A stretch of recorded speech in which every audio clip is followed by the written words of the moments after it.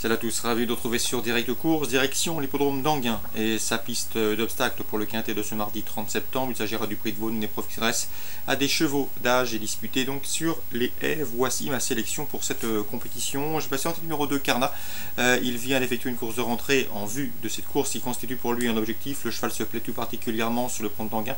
D'ailleurs, il avait gagné un quintet plus sur cette même piste et s'annonce ici comme l'un des prétendants en première place. En tout cas, Julien Mérienne, son mentor, a fait le nécessaire pour que le cheval fournisse sa meilleure valeur pour ce rendez-vous, un rendez-vous visé. Je le poserai au numéro 9, à savoir Salam Bombay, un cheval qui a montré un peu de qualité en plat, qui n'a pas tardé à s'illustrer sur les balais. Il y compte d'ailleurs 3 victoires en 5 prestations publiques.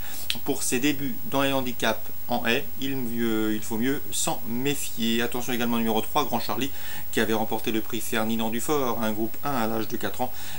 Il est toujours aussi bien désormais à 7 ans. Il reste d'ailleurs sur 2 places de deuxième avec Clairefontaine. Une confirmation est ici attendue. Le 7 Saltas, qui manque certes de référence sur le pont d'Anguin, mais qui a terminé 4e du prix Jean Bart, l'une des épreuves référence pour cette épreuve. Le prix Jean Bart où il devançait notamment 4 de ses rivaux du jour, ce qui lui confère ici une chance tout à fait évidente. Le numéro 5 Next Round, cheval régulier, 5e du prix Jean Bart, qui lui aussi avait remporté un quintet plus au premier semestre, qui demeure compétitif malgré une situation sur l'échelle des valeurs moins enviable. Le numéro 6 My Marlim, qui alterne le steeple avec une certaine réussite. Le numéro 1 Unique des Sources, malgré son topo je le pense capable de se mettre en évidence. Le cheval a été jugé de participer à la grande course de des 4 ans avant d'être tenu écarté de la compétition pendant plusieurs mois. Il est revenu au mieux, comme on atteste ses dernières prestations, et de surcroît il se plaît tout particulièrement sur l'hippodrome d'Anguin. Attention également au numéro 12, dans ses preuves c'est Vénus déborde. Elle aura surtout contre elle de se présenter à seulement une semaine d'intervalle.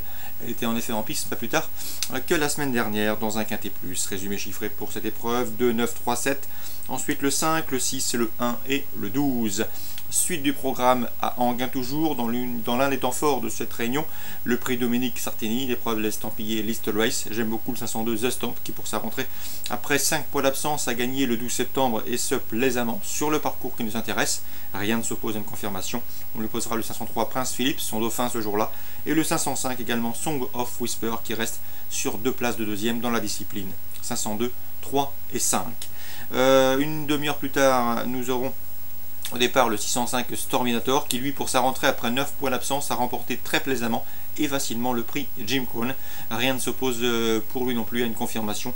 Le cheval retrouve des rivaux à sa portée, notamment le 601 Gorvelo et le 602 Corfoot Maspi qui avaient terminé respectivement 2e et 3e de cette course référence. Donc on prend les mêmes airs, commence 605 Storminator devant Gorvelo et Corfoot Maspi, le 1 et le 2. Concernant la réunion du Mans en réunion 4, j'aime beaucoup le 203 African Plains qui mériterait d'ouvrir son palmarès. En tout cas, elle fait preuve d'une belle régularité et trouve ici l'occasion de débloquer son compteur. Le 407 Autosel présenté par Alain Cotil, un 3 ans qui défie dans cette épreuve ses aînés, mais a priori le lot est dans ses cordes. Je sais qu'on est assez confiant en entourage et le cheval à mon avis doit pouvoir lutter pour le succès. Son principal rival devrait être en théorie le 401 Arizona Run qui possède en effet une première chance théorique dans ce lot. Donc attention aux 3 ans Autosel face à ses aînés, le 407 face notamment au 401. Dans la 7e, toujours au Mans, réunion 4, je pense que 2 chevaux se détachent du lot. Le 701 Proud Rebel et le 702 Just This One. 2 chevaux qui sont proches à l'évidence d'un premier succès. 701-702. Course ciblée au Mans en réunion 4, première, 4e et 7e. Enfin un petit mot sur Vincennes en réunion 5, j'ai ciblé 2 courses. La 4e avec le 410 Aurore des Caches.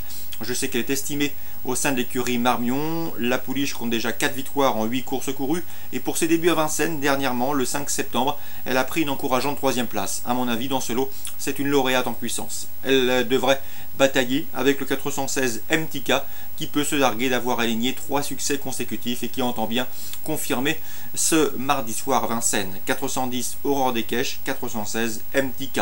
Petit mot également sur le 712 Tennis d'Anjou. Le cheval est des plus confirmés en amateur. Il y fait preuve d'une belle régularité et à mon avis dans ce lot c'est une première chance. Il ne me surprendrait nullement en renouant avec le succès dans cette épreuve. 712 Tennis d'Anjou, 410, 712, les 2 coups de cœur pour la réunion 5 à Vincennes. Excellent jeu à tous, bon début de semaine et à demain.